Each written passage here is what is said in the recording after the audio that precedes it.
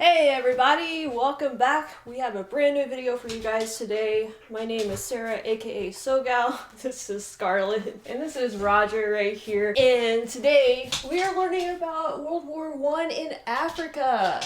So this is a Patreon request from Joni. As you guys know, I know very little about World War I and even less about Africa, so this is going to be a good video to do. Right, Scarlett? Yes.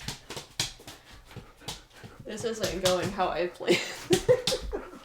And by the way, if you guys have not subscribed to my channel yet, make sure you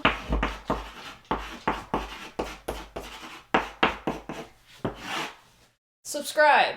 Okay, let's go ahead and get started.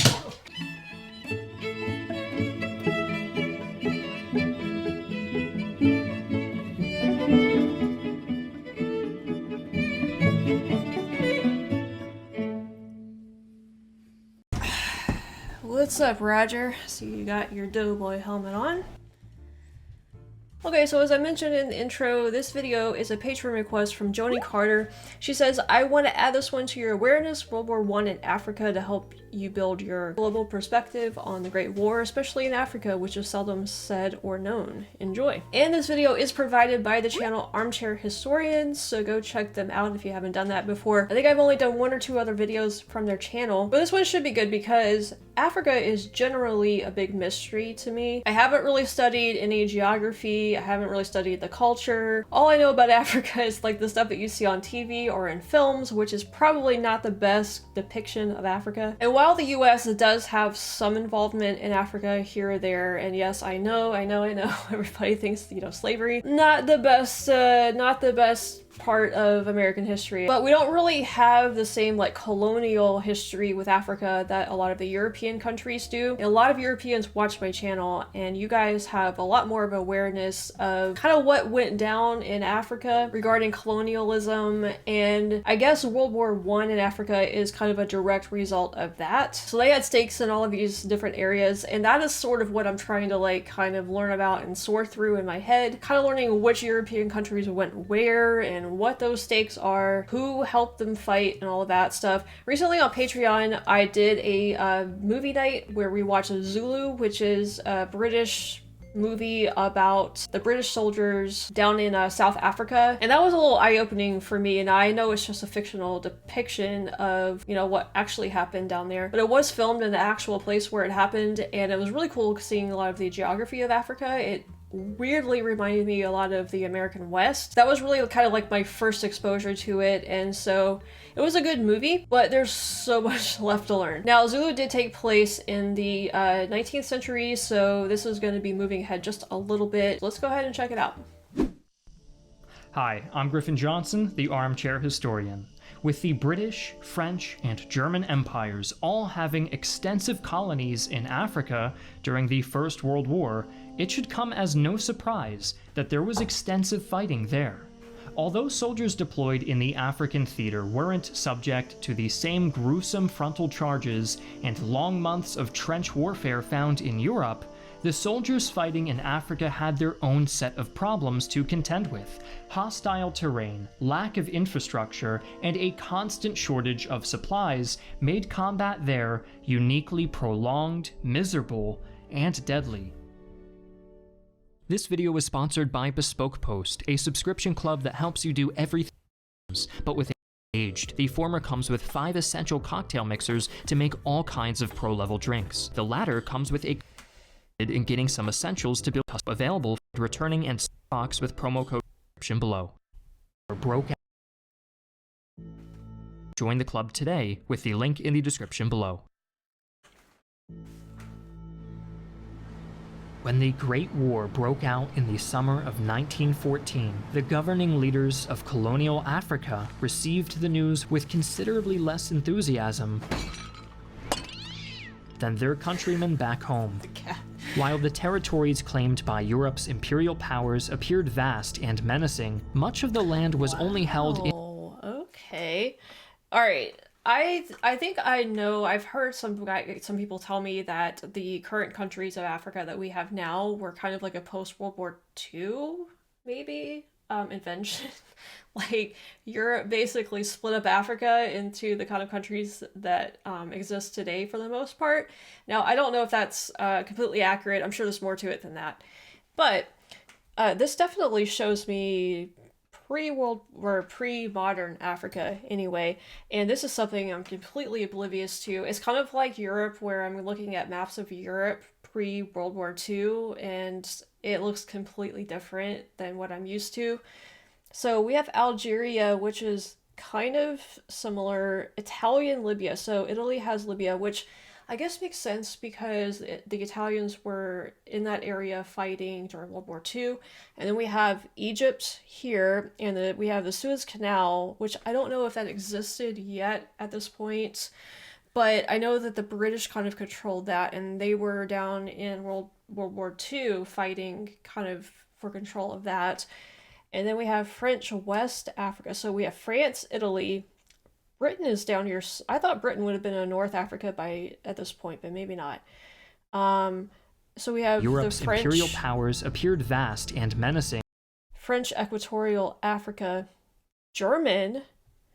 We have just Nigeria by itself here. So I'm assuming that these places that don't have any like European name are just African nations on their own. Like they're not colonies.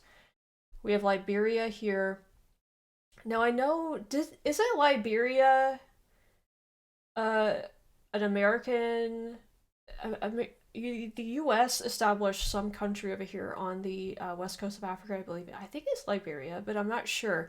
I don't know anything about it. I just know I've just learned that from one of the other videos I think I did, or maybe some of your comments. Also, let me know about that. So German Cameroon. Oh, it's spelled very differently than what it is now, at least the way we spell it in the States. Anglo-Egyptian Sudan. So I'm assuming this is British, maybe. Belgian. Oh my gosh, how many freaking European countries have colonies in Africa? I didn't think it was this much. Italy has Eritrea, British Somaliland, it says French something, I'm not sure. Italian Somaliland, British East Africa. Much of the land was only held in name. German East Africa, and they're not going to go any further, but I know the British have South Africa as well. And I can't really read what that one is right there, but oh my gosh. Spanish Guinea, I didn't even see that over there. Oh man. This is really interesting. I really had no idea. Like,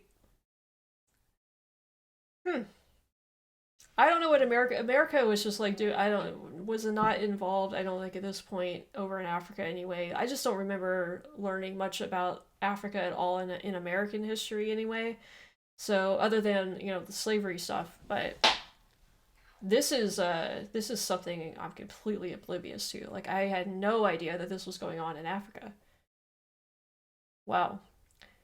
Again, it's amazing how much stuff is happening in the world that I don't know about. I have no clue about. All right, let's continue.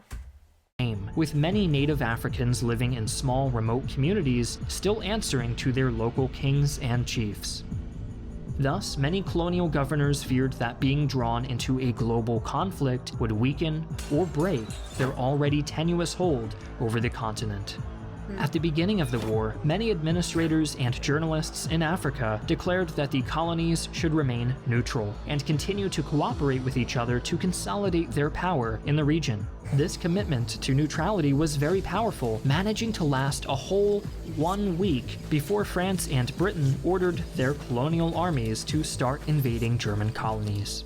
The first shots were fired by the French invading German Cameroon on August 6th. The next day, Allied forces invaded Togoland, and German forces in East Africa began raiding nearby colonies. While Togoland would surrender in only 3 weeks with minimal resistance, the defenders of Cameroon put up a stubborn fight. Though British and French forces were able to quickly occupy much of the colony, the mountainous terrain of central Cameroon proved highly defensible, letting the Germans hold back the Allied forces for more than a year, repelling assault after assault on the provisional capital of Yaoundé. See, this is also really interesting. I think people generally have a very generic view of Africa. They think of Africa, they think of the Saharan desert, and then the like the grasslands where you have the safaris and stuff.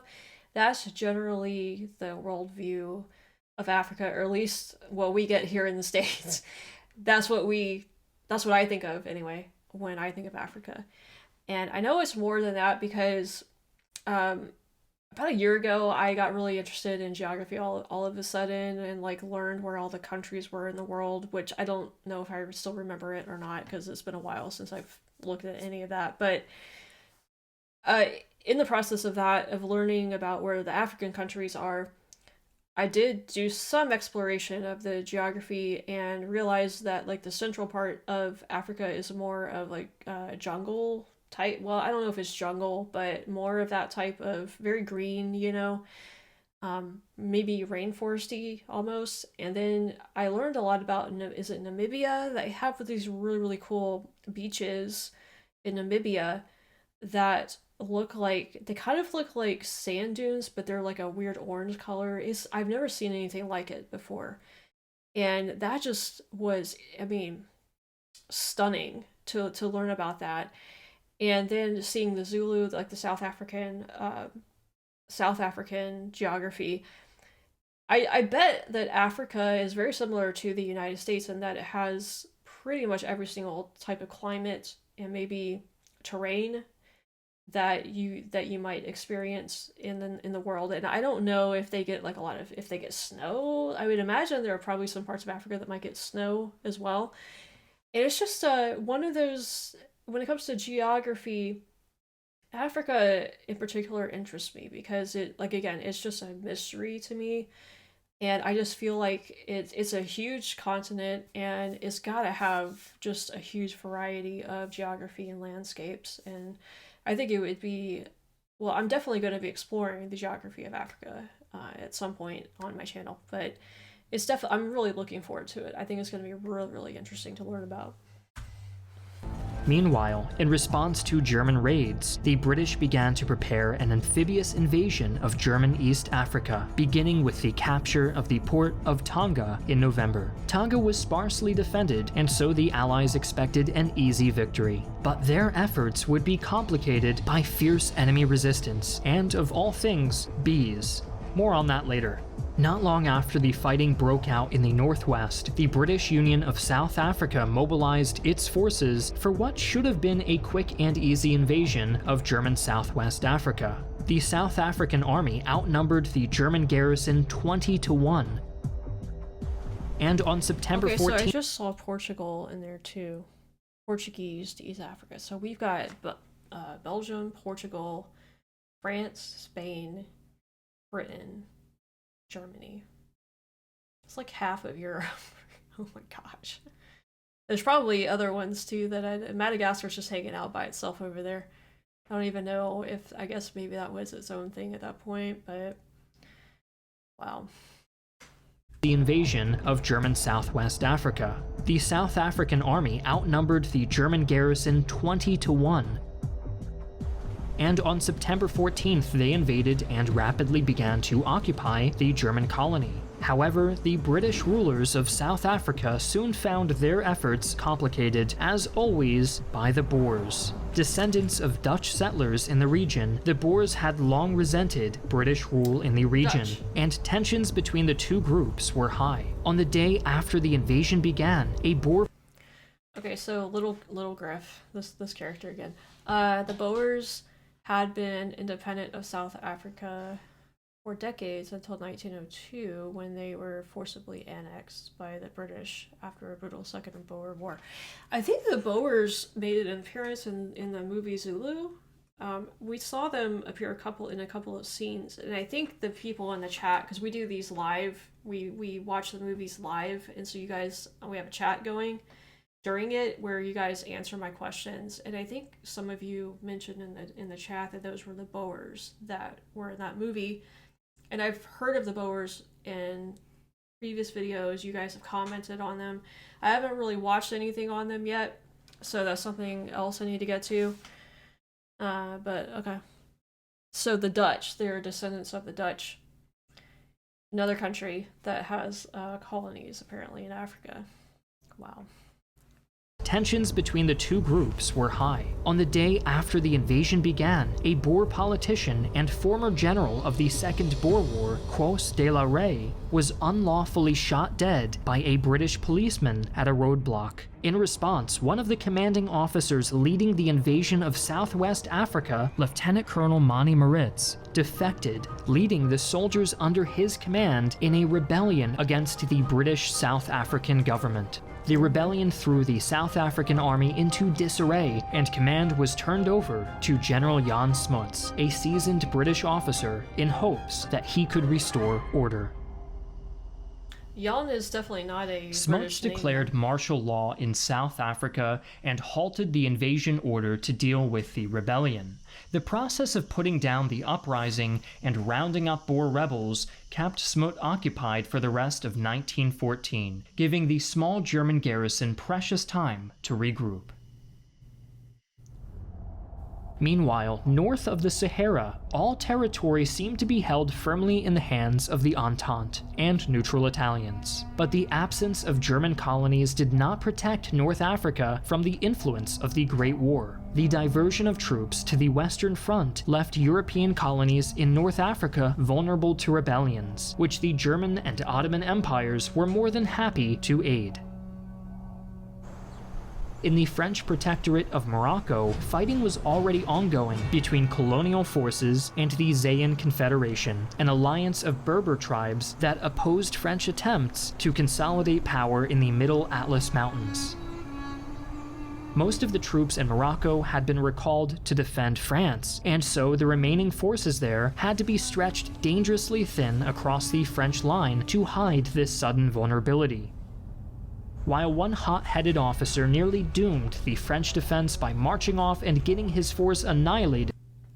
So this, all I really know about Morocco is what I've seen of the movie Casablanca.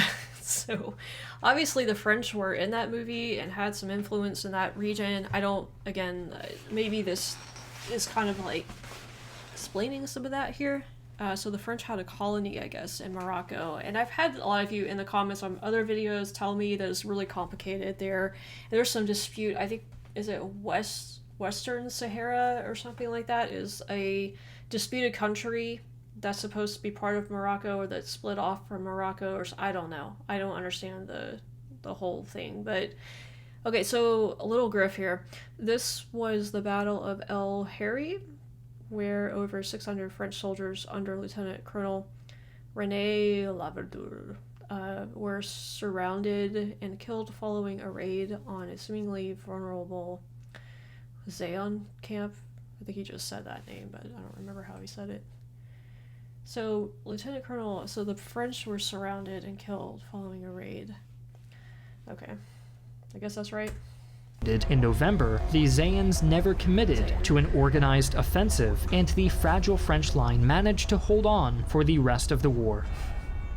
Nearing the end of 1914, the British launched their invasion of German East Africa. Their first target was the port city of Tonga. On paper, capturing the city should have been easy. The British brought 4,000 men to battle, compared to the German garrison of only 250 conscripts. However, the British blundered at nearly every... These uniforms, I don't know how accurate these are. These are just animated drawings. But these uniforms, are these more of like local people that natives of Africa are dressed up in these uniforms to fight for these? Because the uniforms look very, very different. Obviously, we have British and French. That looks nothing like the British and French uniforms up in Europe. So I'm assuming that these are the locals that have been recruited basically to fight in these armies, and so maybe that's why they have different uniforms. I'm assuming. The French always have these like round caps like that too. That's how you know conscripts. However, the British blundered at nearly every stage sent men to battle, compared to the German garrison of only 250 conscripts. Yeah, conscripts, okay. However, the British blundered at nearly every stage of the battle. First, Commander Arthur Aiken made the chivalrous decision to announce himself to the Germans and give them an hour to surrender the city before even landing his troops, giving German General Paul von Lettow-Vorbeck plenty of time to rush to Tonga with 750 reinforcements. Perhaps hoping to make up for lost time, Aiken ordered his troops to attack as soon as they hit the shore, despite their exhaustion after the long journey all the way from India. While the British seemingly did everything in their power to lose their own battle, the Germans also helped, taking the attackers by surprise with their well-concealed and fortified defensive positions. Additionally, Mother Nature contributed to the British defeat, sending swarms of agitated bees into the fighting. Even after 5,000 additional troops arrived to reinforce the flag. Can you imagine being on the battlefield and then just getting attacked by a bunch of bees? Oh my gosh. I've actually seen that on like baseball games here. They have there's some clips on YouTube of like beehives on the fields, and they're like bugging players and stuff, and they have to get rid of them during the middle of the game. Ugh. The fighting. Even after 5,000 additional troops arrived to reinforce the flagging assault, the men were continually plagued by poor morale, and after suffering nearly 1,000 casualties, they were forced to retreat from Tonga. The Germans barely suffered 100 casualties and were able to loot plenty of medical supplies, equipment, and Maxim guns from their defeated foes, effectively supplying them for the rest of the campaign. Tonga was later described by historian Charles Hordern as one of the most notable failures in British military history, and it effectively halted the invasion of East Africa for the following year. As 1915 began, fighting continued to rage in Cameroon, and French troops continued to unsuccessfully besiege the capital, while British forces were bogged down in the north by the stubborn resistance of two German strongholds, known as Mora and Garoua. These old-fashioned stone fortresses, long since rendered obsolete in Europe, were still extremely effective in the underdeveloped landscape of Cameroon, where heavy artillery was unavailable. I wonder if these are Down still there. in Southwest Africa, the tiny German garrison took advantage of the chaos caused by the Maurits rebellion to turn the tables on the South African army.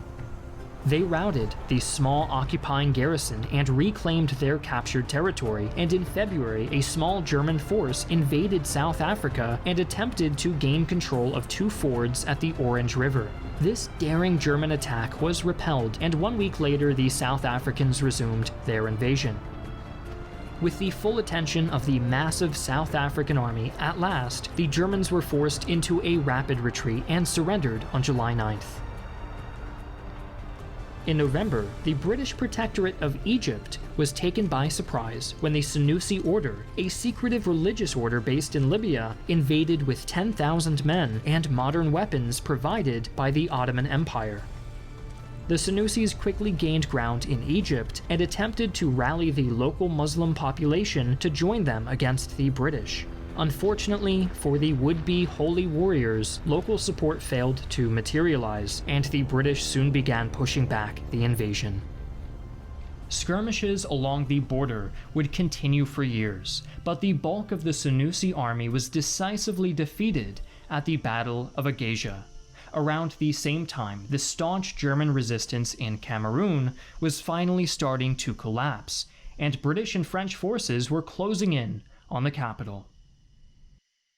Seeing the writing on the wall, German commander Karl Zimmermann ordered all German soldiers and civilians to abandon Cameroon and retreat to the neighboring Spanish colony of Rio Muni. Zimmermann's retreat functionally ended the campaign, at which Spanish colony right in the middle of the German colony. What the heck? Isn't that a, no, I don't remember. It seems like that there's a little, like, equatorial, something equatorial, Equatorial Guinea, is that where that is now? Seems like that might be where that is, if I remember right from geography, but I'm not sure. Huh. Of Rio Muni. Zimmermann's retreat functionally ended the campaign, at which time Britain and France agreed on terms to divide up Cameroon amongst themselves.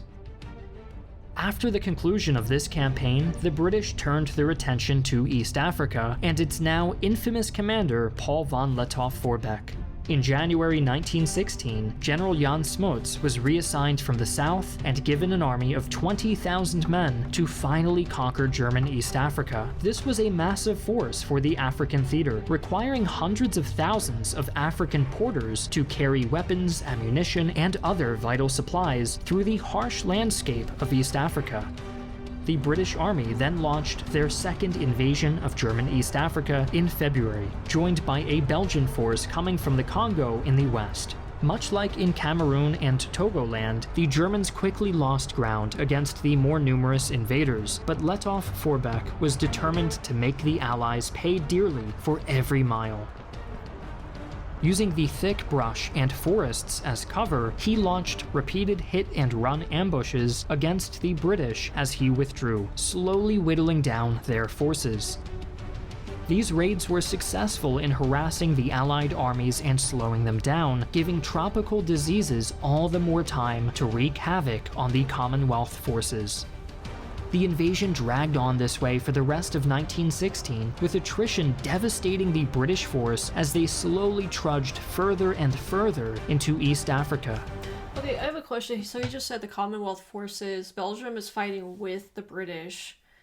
Is Belgium part of the Commonwealth, at least at this point? I don't even know. For some reason, I don't think they are now, but were they at this point in history? Or were they not and they were just fighting with the British? Rather than abandon this costly campaign, the British chose to make up their losses with more and more African conscripts. By the beginning of 1917, more than half of the British Army in East Africa consisted of local African troops. So what was the incentive for... I think in the Zulu movie night, you guys were saying in the comments that there were some benefits for the locals to be fighting with the British. Like the British provided, resources, an economy for them, a better life or whatever. I think that was the gist of it. Is that why they were or pay, I guess, as well? Is that why they were so willing to fight with the British, just because they would make money doing it? I guess. Forcibly recruited from across the continent to shore up the faltering offensive. But forcibly recruited. As for Lettow-Vorbeck, he continued his fighting retreat all the way through 1917, consistently avoiding British attempts to encircle his dwindling army. By November, the Germans had been pushed all the way back to the Rovuma River, the southern border of the colony, and were low on supplies and ammunition. Rather than surrender, Lettow-Vorbeck chose to cross the river and invade the poorly defended Portuguese colony of Mozambique. While the Allies were able to fully occupy German East Africa, the German army continued to make a nuisance of itself in the Portuguese colony for 9 months, raiding and pillaging it for supplies. In August 1918, they finally returned to their colony and began to retake lost territory from the pitifully small British garrisons now defending it. This fighting continued until November, when Lettow-Vorbeck finally surrendered upon hearing word that an armistice had been signed, and the German Empire had lost the war. All told, the war in Africa claimed the lives of far fewer soldiers than it did in Europe. The Allies suffered around 42,000 military casualties, while the Germans suffered around 21,000. The civilian cost was much, much higher. It's estimated that over 1 million Africans were conscripted as porters to support the campaign, and more than 100,000 died. This caused severe depopulation of many regions. For example, 45,000 porters were recruited from Kenya, amounting to 13% of the male population. Combined with the constant raiding and requisitioning, a polite word for raiding, of local crops and cattle by both sides, the European campaigns led to a massive famine in East Africa in 1917, which claimed another 300,000 civilian lives. As is so often the case, the price of war in Africa was paid most heavily by the civilians. Germany's colonies in the region were seized and divided up between Britain and France along arbitrary lines. Even so, the First World War was the first time that cracks began to show in the facade of European invincibility, paving the way for uprisings against colonial rule. These cracks would only continue to grow over the years to come, before the whole structure of colonialism finally collapsed after the Second World War. Alright, well, he left hints there that it was after World War II, I guess, when we started to see, like, the modern countries in Africa come to fruition. I don't really know how all of that happened. Like, how did we get from the map that we saw in this video to what we have today? I'm not really sure, but I guess that will be something to explore in future videos. Yeah, my takeaways from this are basically realizing just how much of Africa the European countries had taken as colonies. I didn't know it was nearly that much. The British definitely took quite a bit more territory in World War I, it seems like. Yeah, the whole colonial thing is just outside of what happened in the US with the country, Europe coming over here and establishing colonies. I'm really not up to speed on all the different parts of the world where that happened. But it is very interesting to see what most people consider a European war in a completely different continent down in Africa. And also just like learning how a lot of Africans were conscripted. It sounded like against their will in some cases. Maybe not all cases, but in a lot of cases. Which is interesting. Like what forced them to do? Did they have to force them at gunpoint to go fight? Like what was it that, you know, forced them to go fight for their colonizers? And also just like learning about the civilian toll. I had a feeling as I was watching this and just seeing all of the territory being taken and the fighting happening, I was wondering how the civilians fared and all of that. Sounds like way more deaths in the civilian population. So, and I know World War I all around was just like one of those wars where everybody looks back on it now and it's like, yeah, it was completely unnecessary. Why did we do that? So I don't know, a really interesting chapter to learn more about in World War I. Yeah, I plan to keep learning about World War I. I am going to go back and do some of the Great War videos, some of the more special videos that they do. If that is a topic of interest for you guys, make sure you stay tuned for more of that stuff. And also make sure you subscribe so you don't miss it in the future. And I need you guys to help me out, you know, learn about all of this stuff as well. So I want you guys to keep coming back, leaving some answers to my questions down in the comments. And also check out all of my social media if you're interested in any of that stuff. I also have a Patreon where I do content that I can't necessarily do on YouTube, so you can go check that out. Links to my email are there. Also my Tribbles and Transporters Star Trek podcast. So if you guys are Trekkies, you want to check that out. And I have my PO box info as well in the description. So yeah, Roger, Scarlett, and I thank you guys for watching as always. Stay tuned for more, and we'll see you next time.